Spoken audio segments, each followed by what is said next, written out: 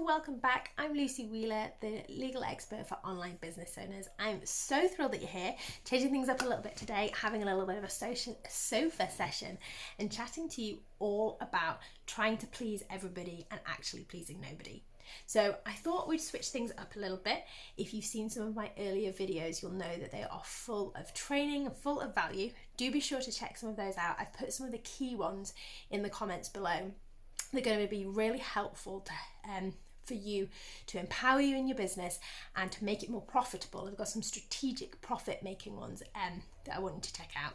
But today I thought I'd just jump on the sofa and chat to you about things that happen being a business owner, because we all share the wins, we share the things that are wonderful on social media, and often we don't share the things that are actually really hard. And so I wanted to sort of strip it back and share some things that have been happening the past week or so, because I know it's going to be really helpful. Now, we have the most amazing community. If you are not following me yet, please come and say hello. Follow me on Instagram. I'm at Lucy_legal. And yes, we share loads of things about being a lawyer and how to make your business legitimate. But I also share the behind the scenes of running a business, because it's hard work, but nobody's going to tell you that. Nobody talks about how it's really tricky and how you have tough days, people like to talk about the good days, but they don't always talk about the hard things. And one thing I wanted to chat to you today is about that feeling when things do go a little bit wrong. And the best example that I can use is something that's just happened in our business. We have been in launch mode for one of our campaigns. We just did a fantastic Valentine's Day sale. And if you join our mailing list, we email you. We are not the kind of company that emails really spammy emails. I write all of the emails, and you may have received emails from us before, and you'll know that they're heartfelt, the stories. I try and make them as fun as possible. I try and give you value. So even if it's not fun, it's educational, I'll include tips and things. And I'll link at the top of the page a Friday email that I send to the group. So I send an email to a small group of passionate entrepreneurs. And it's behind the business, a Friday email for behind the business. I'm going to talk a little bit more about behind the business in a moment. And I talk a lot in that Friday email about things that haven't worked out. And I'm going to be linking this video to that email to tell people about what happened last week.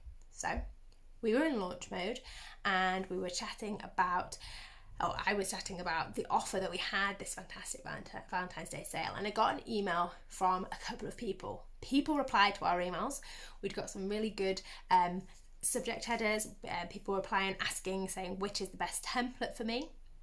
If you are stuck on which template you need, I've also linked a flow diagram that will really help you. So if you're just starting out, you can say yes or no as to how long you've been in business and what you might need. So I will include the flow diagram, and that will be really, really helpful for you. If you don't have that yet, grab the flow diagram to see what you need in your business to ensure that you're legally protected. Anyway, people were asking, and I was explaining what was happening. Then I also got an email from somebody saying, Lucy, I love you, but you've sent me 3 emails today. How can I get a shortened version of this, or how can I not be disturbed? Now, previously, if that email would have come in, I would have been really upset. And when it first came in, I had the feeling in the pit of my stomach. And you may have been thinking this, if you're on our list, you may be thinking, she's emailed us 3 times today. You might be so busy you've never even noticed. Or you might be someone who previously has worried about emailing people too much. Because I've felt that before. I've thought, how are these people so successful? How are people like Boss Babe so successful? Stu McLaren, Jenna Kutcher, how are they so successful? Well, they email a lot. They send a lot of emails. When they're in their promotional period, they send emails. And how do we know? Because I'm on their mailing list. I get their emails. They aren't afraid to say, you've got an hour left. But most people, when they read that, they see an hour left for the cart to be open. It's already American, cart open, cart close. They just go, okay. And I just scroll on by. If it's not for me, I probably don't even necessarily delete them. Bonus tip. I actually have a separate email address where I sign up for things. So I don't sign up for things on my work email. I would never subscribe to a mailing list with my work email because I definitely don't want to be disturbed with my work email. And so that's a really good idea, by the way. If you don't do that, definitely give that a go. So I just scroll on by, but this person didn't. They took time out of their day to tell me they thought I was emailing too much. They didn't like our email approach.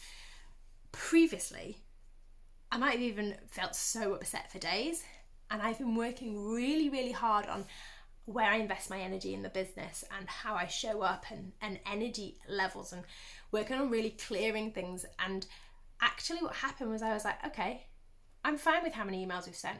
I really wanted the sale to be successful, the Valentine's Day weekend sale, and I wanted to tell people about it. And in that day, we did over 50% of our sales from that weekend, and we had people emailing in and asking questions. Somebody who was emailing us off the back of one of those emails bought our top package, so that's worth £1,000 off those emails. So it's really hard, isn't it? You can think, oh, I shouldn't email people. Am I going to annoy them? Am I going to frustrate people? And the tip there, guys, is segment your list. Now, excuse me, we made a mistake when we moved over to Kajabi, and we lost all of the tags. So we were on a different platform. We had our website on Squarespace.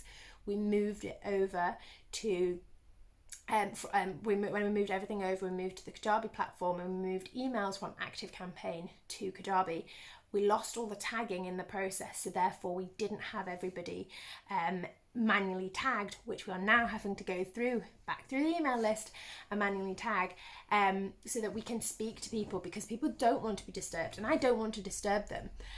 But the issue there isn't that we're disturbing them, because they do want to know about things. People do want to know, because often people come back afterwards and say, oh, I missed the sale, but can you let me in through the back door, or can I still have that discount? And if you've watched any of my videos before, you'll know you can't do that. It is illegal to change those sales terms. If you are making people buy as part of a sale, you're inducing them to purchase within a certain period, then you can't then change the goalposts, because the people that have purchased earlier on may not have purchased if they'd known they'd had later time. They're purchasing because of this deadline to purchase. So you can't just then change the goalpost. And I was really proud of us. And I mentioned it to one of the team members, and I said, look, this is what's happened. We do need to think about this and review it, but I am actually happy that we didn't over email people during this period. And we agreed that it was fine. And that's what's important. From part of data protection, you can't harass people, but we weren't. We'd emailed a few emails, we had people's consent to email, and so I just went back to this person and said, thank you so much, really appreciate that feedback, we're gonna keep that under review, but you can unsubscribe at any point. If you want to unsubscribe, you can do so. And I think that that's really, really important. You've got to do what's right for your business. You've got to create a business that you're passionate about and that fulfills your goals. Now, I don't want to ever become someone who's running a business that's so big that can't reply to the important messages. Now, if you've emailed me, it might take me 5 to 10 business days to reply to you at the moment, and we're working on that, but I always reply. I remember emailing Jenna Kutcher a really lovely email about something that had happened, really short email. Wouldn't even have needed a long time for her to reply. And one of her team replied saying, I'll let Jenna know. And she never replied. And now I think, yes, she's got a huge audience and she probably can't reply to people. But it's at that point when your business gets that big, I'd love for you to tell me in the comments, what do you think? Do you think that you should always ensure that you can reply to people if they need to reply, if they need you? I'm not saying that every customer query should be replied to by the person who owns the business, and we don't do that already. But if somebody wants me, I would make sure that I'm available, and I hope we never scale to the point where we're not available. And so what I wanted you to think about today is that there are always going to be people who don't like what you're doing. There's always going to be someone, if however you do a campaign or however you write something, there's always going to be a group of people that it doesn't quite fit in right. And I'm not saying that this person is doing anything wrong. I'm so pleased they emailed, because it made us reassess what we're doing and think about it and think, are we doing the right thing? But just don't not do what you want to do in business through fear of upsetting someone or not liking them, because they can always opt out. There are so many businesses, they might be a good fit for someone else. You want your tribe and you want them to follow you, and you want them to love what you do. And I love our community. If you are part of it, let me know. I would love you to subscribe if you're not already subscribing. I think subscribe to this side. It's going to be really funny if when I put the boxes on, it's totally the other side. I always forget when I'm filming this, which side I then put them on. And if you're a YouTube pro, you can probably tell me that they are. So I'm going to say subscribe to the YouTube channel. And I'm going to tell you more about Behind the Business, which is coming up soon. An interview series with some incredibly exciting entrepreneurs. I'll speak to you soon. I've been Lucy Wheeler. Take care. Bye.